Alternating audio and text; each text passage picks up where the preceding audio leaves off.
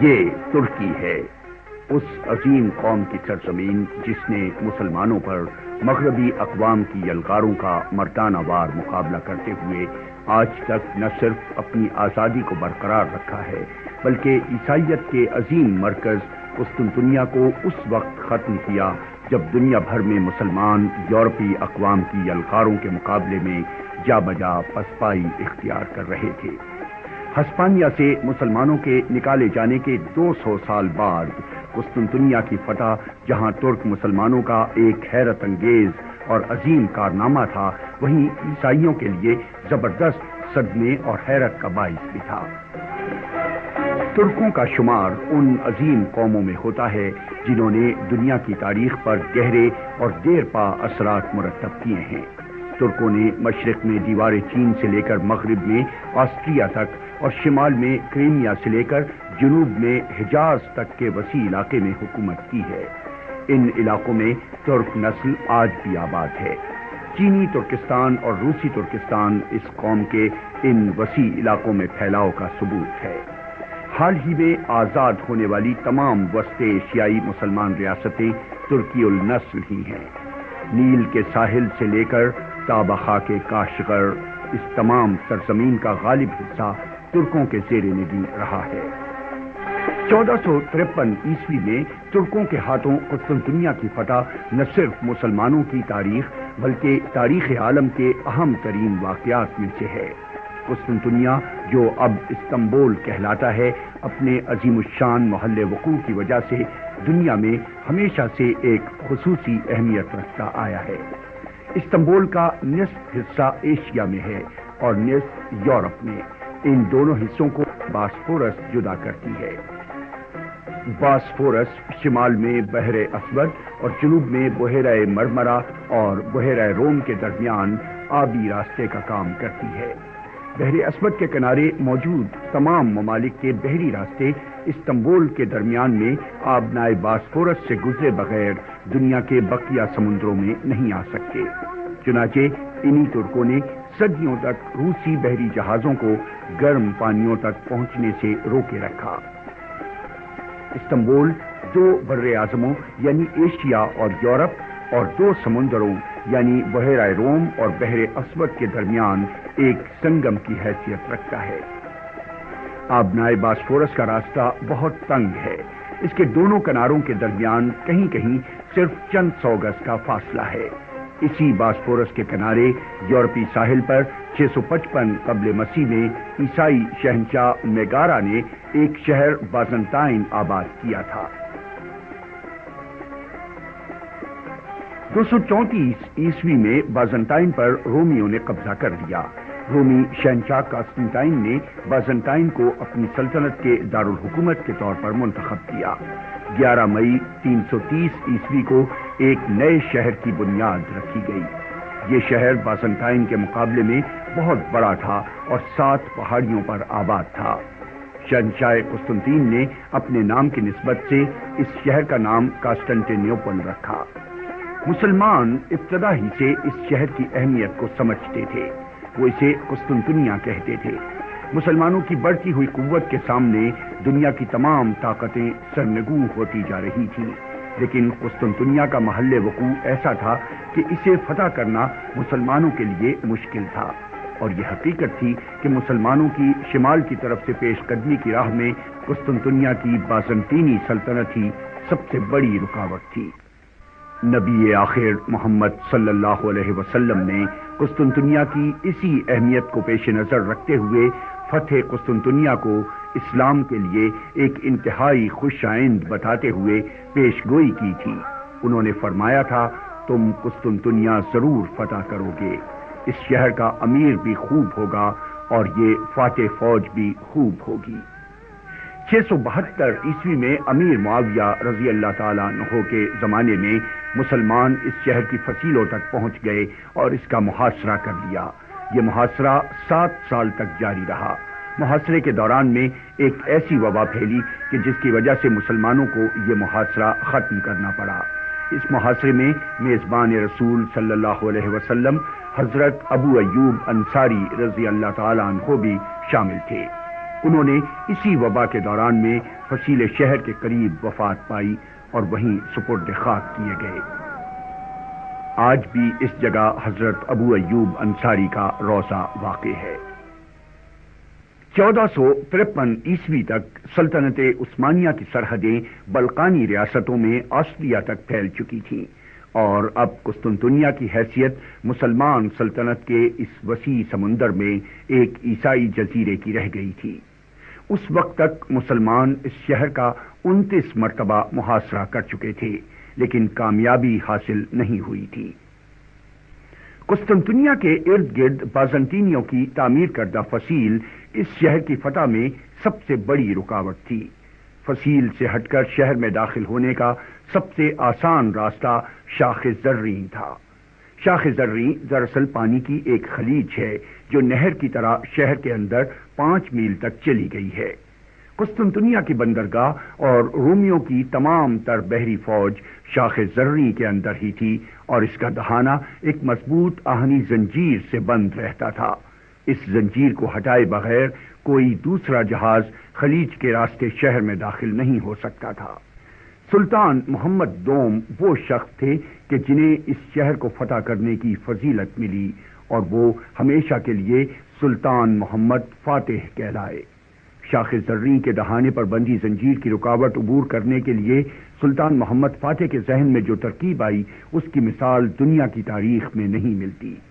انہوں نے زنجیر کو بائی پاس کرتے ہوئے جہازوں کو دوسری طرف پانی میں پہنچانے کے لیے خشکی کا راستہ استعمال کرنے کا انوکھا منصوبہ تیار کیا۔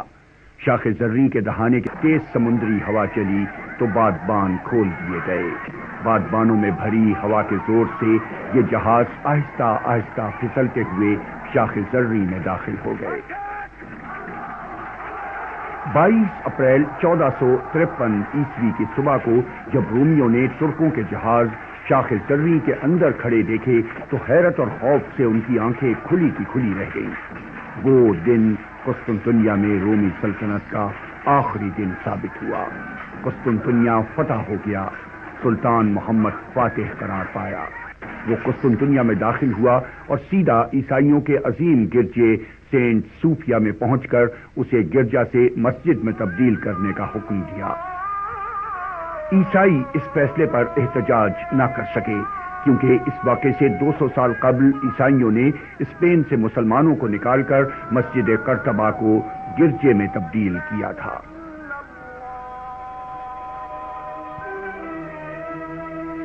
مسلمان صدیوں سے جو خواب دیکھ رہے تھے وہ حقیقت بن کر ان کے سامنے آ گیا تھا۔ ساری اسلامی دنیا میں خوشی اور مسرت کی لہر دوڑ گئی۔ قسطنطنیہ جن 7 پہاڑیوں پر آباد تھا، ان سب کی چوٹیوں پر بڑے بڑے گنبدوں اور اونچے اونچے نوکیلے اور مخروطی میناروں والی مسجدیں نمودار ہونا شروع ہوئی، اور عیسائیت کا یہ سب سے بڑا مرکز تیزی سے اسلامی رنگ اختیار کر کے پہلے اسلامبول اور پھر استنبول بن گیا۔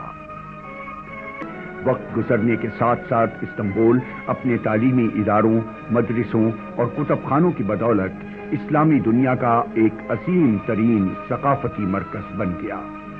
مختلف ادوار میں عثمانی سلاطین نے اس شہر کی تزئین و آرائش میں اضافے کیے، اور یوں اس شہر میں عالم اسلام کی عظیم عمارتیں وجود میں آئیں۔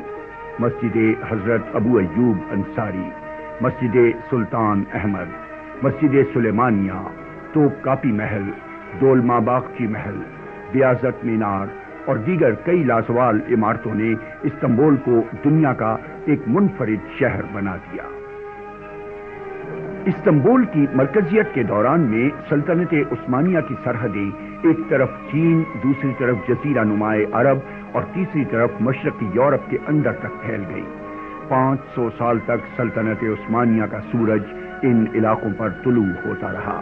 یہ تمام علاقے ترک ثقافت کے علم بردار بن گئے اور سلطنت عثمانیہ کو خلافت اسلامیہ کا رتبہ ملا۔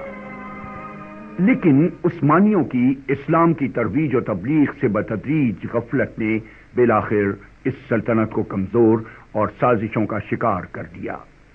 پہلی جنگ عظیم کے دوران میں خلافت عثمانیہ نے اتحادیوں کے مقابلے میں جرمنی کا ساتھ دیا۔ जंग में जर्मनी को शिकस्त हुई और इत्तेहादियों ने खिलाफत उस्मानिया को इंतकाम का निशाना बना लिया। इत्तेहादी फौजें यूरोप की तरफ से तुर्की में घुस आईं और तुर्की के दो बड़े शहरों इस्तांबुल और इज़मीर पर कब्जा कर लिया। इन अबतर हालात में मुस्तफा कमाल पाशा ने अंकारा में तुर्क फौज की बची खुची ताकत को जमा किया और इत्तेहादियों से तुर्की को बचाने के लिए जंग आजादी शुरू कर दी। 4 साल की जिद्दोजहद के बाद 1922 में मुस्तफा कमाल पाशा इत्तेहादी फौजों को तुर्की से निकालने में कामयाब हो गया, लेकिन उसने खिलाफत उस्मानिया को खत्म करके तुर्क जमहूरिया कायम की। वो तुर्कों की तमाम मुसीबतों का सबब खिलाफत उस्मानिया को समझता था। उसने सिर्फ खिलाफत को खत्म करने पर बस नहीं किया, बल्कि वो उससे वाबस्ता तमाम निशानियों को मिटाने पर कमर बस्ता हो गया। इस मुहिम की लपेट में तुर्कों की इस्लाम से वाबस्तगी भी आ गई। 1000 साल से जो मुल्क इस्लाम का गहवारा और दीन का मुहाफिज रहा, उसे सिर्फ 8 साल के अंदर दीन से मुकम्मल बेगाना करने की हत्तुल इम्कान कोशिश की गई। 1924 से तब्दीली का यह सिलसिला शुरू हुआ और 1932 तक जारी रहा। इस अरसे में तमाम दीनी मदारिस और दीनी इदारों को बंद कर दिया गया। हिजरी कैलेंडर को खत्म कर दिया गया। जुमे की बजाय इतवार को छुट्टी का दिन करार दिया गया। ईद उल फितर और ईद उल अज़हा के इज्तिमात पर पाबंदी लगा दी गई। अरबी अजान को ममनू करार दिया गया। अरबी की बजाय तुर्की जबान में अजान देने का हुक्म नाफिज किया गया। तुर्की के दस्तूर में से यह फिक्रा हज़फ कर दिया गया कि रियासत का मजहब इस्लाम होगा। इस तब्दीली के बाद तमाम इस्लामी कवानीन मनसूख कर दिए गए। विरासत के कानून में तब्दीली करके मर्द और औरत को विरासत में बराबर का हकदार बना दिया गया। तुर्की से इस्लाम का रिश्ता पूरी तरह काटने के लिए बिलाखिर दारुल हुकूमत को भी इस्तांबुल से अंकारा मुंतकिल कर दिया गया, क्योंकि इस्तांबुल मस्जिदों और मदरसों का शहर था। यहाँ के चप्पे चप्पे से इस्लामी तहजीब झलकती थी। अंकारा एक मामूली सा कस्बा था, लेकिन उसे दारुल हुकूमत बना दिया गया। इन इक़दामात की जिन तबकों से जरा भी मुखालफत हुई, वहां कत्ल गारतगरी का बाजार गर्म कर दिया गया। कैद, जिलावतनी और सरेआम फांसी की सजाएं आम हो गईं। लेकिन इस सारे जुल्म सितम के बावजूद तुर्की के रासिकुल अकीदा मुसलमान कुरान और सुन्नत को सीने से लगाए घरों में बंद रहे। वो एक मुसलमान क़ियादत और अच्छे वक्त का इंतजार करते रहे। इन्हीं मुसलमानों और इनकी औलाद के लीडर के तौर पर नजमुद्दीन अरबकान उभरे। नजमुद्दीन अरबकान खिलाफत उस्मानिया के दौरान में एक गश्ती अदालत के काजी के घर पैदा हुए। दूसरी जंग अज़ीम के बाद वो पहले ग्रेजुएट हैं जिन्होंने जर्मनी से मैकेनिकल इंजीनियरिंग की तालीम हासिल की। डीजल फ्यूल के मौजू पर थीसिस लिखकर डॉक्टरेट किया और फिर अपने मुल्क तुर्की आ गए, जहां उन्होंने अपना कारोबार शुरू किया। अपनी सलाहियतों की बिना पर वो कुछ ही अरसे में Turkish union ब्राय chamber of commerce and industry के सदर मुंतखब हो गए। फिर उन्होंने सियासत की तरफ रुख किया और 1970 में मौलाना रूमी के शहर कोनिया से आजाद उम्मीदवार की हैसियत से मेंबर असेंबली मुंतखब हो गए। उन्होंने अपनी तंजीम मिल्ली सलामत पार्टी के नाम से बनाई। उन दिनों तुर्की के वजीर आजम अदनान मेंड्रीस थे। अदनान मेंड्रीस, जो आज एक कौमी हीरो की हैसियत से याद किए जाते हैं, उस वक्त की फौजी अदालत ने उन्हें इस जुर्म में फांसी पर लटका दिया कि उन्होंने अजान को दोबारा अरबी में राइज करने की कोशिश की थी। उस पूरा शोब दौर में अरबकान की पार्टी ने वाज़े इस्लामी ख्यालात के बावजूद काबिल जिक्र तादाद में सीटें हासिल की और बुलंद एजवत की वजारत उज़्मा में अरबकान नायब वजीर आजम की हैसियत से हुकूमत में रहे। अरबकान का इस्लामी सियासी सफर जारी रहा। 1993 के बल्दियाती इंतखाबात में उनकी तंजीम ने रिफाह पार्टी के नाम से हिस्सा लिया और हैरत अंगेज तौर पर तुर्की के तमाम बड़े शहरों, जिनमें इस्तांबुल, अंकारा, इज़मीर, कोनिया, तराबजान और अर्ज़रोम भी शामिल हैं, जबरदस्त कामयाबी हासिल की।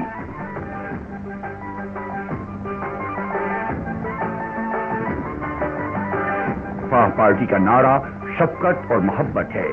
یہ ترکی میں اسلام پسندوں کی ایک ایسی جماعت بن کر ابھری ہے کہ جس کی علامت ایمانداری اور خدمت ہے۔ رفاہ کی مقبولیت میں دن بدن اضافہ ہوتا جا رہا ہے۔ رفاہ کے کام سے عوام میں واضح طور پر دینی شعور بیدار ہوا ہے۔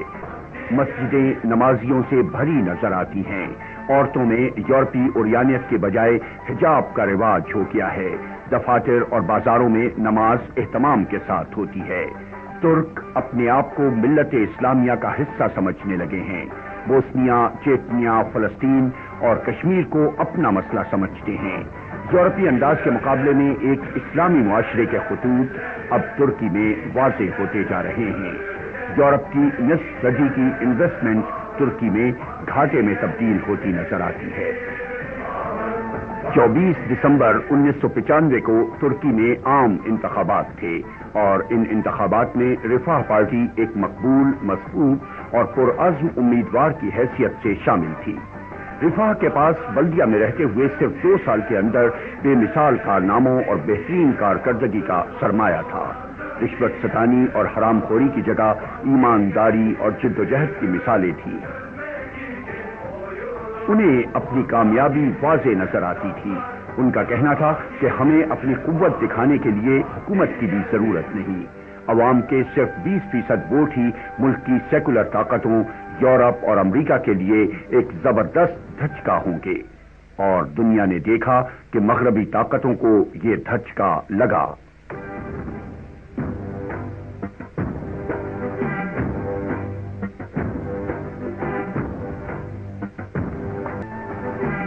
آج 22 دسمبر ہے اور جمعے کا دن، اور یہی دن رفاہ پارٹی نے الیکشن سے پہلے استنبول میں ایک بڑے جلسے کے لیے منتخب کیا ہے، اور یہاں رفاہ کے حامیوں کا ایک زبردست ہجوم خود بتا رہا ہے کہ یہ ایک عظیم اجتماع ہے۔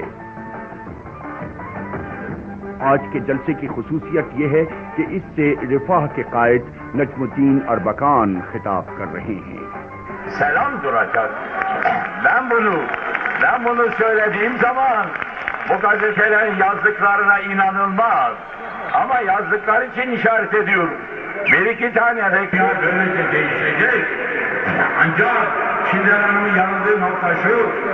Çok aziz ve muhterem İstanbullu kardeşlerim. Bak kendisine nasihat ediyorum bir. آج 24 دسمبر 1995 ہے۔ یہ انقرہ میں رفاہ پارٹی ترکی کا مرکزی دفتر ہے۔ الیکشن ہو چکے ہیں، نتائج کا انتظار ہے۔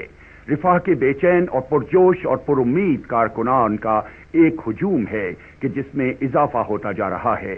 اس میں بچے بھی ہیں، بوڑھے بھی، جوان بھی، عورتیں بھی، اور یہ رفاہ کی کامیابی اور اربکان کی فتح کے نعرے لگا رہے ہیں۔